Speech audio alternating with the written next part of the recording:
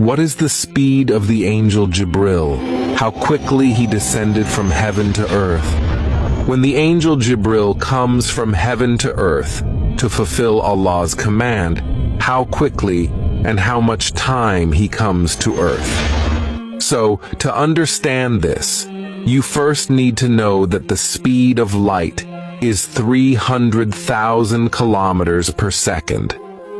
It's the fastest thing in the universe. And light takes 8 minutes to travel from our Earth to the Sun. And at the same speed, if light has to leave our galaxy, the Milky Way, to go to the galaxy closest to ours, the Andromeda Galaxy, it will take 2.5 million years.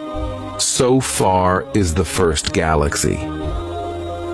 And some scientists say that there are between 100 and 200 billion galaxies in the observable universe. And remember, scientists say it's all just 1%. But remember, this is the first sky, because we Muslims believe that there are 7 heavens, the 2nd, 3rd, 4th, 5th, 6th, and 7th heaven, which we do not know yet. And it is said that the 7th heaven is so great that all these 6 heavens will be filled in its corner.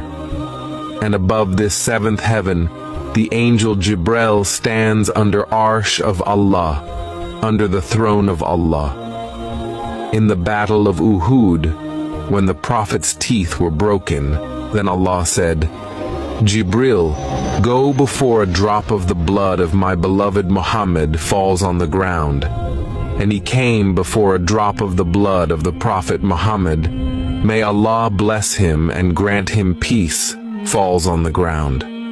So think for yourself, if Jibril came so quickly from 7th heaven to earth, then what would his speed be? Allahu Akbar.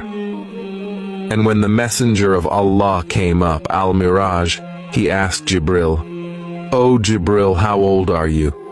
Jibril said, "You see the star over there? I have seen it 70,000 times. And it comes out every 70,000 years.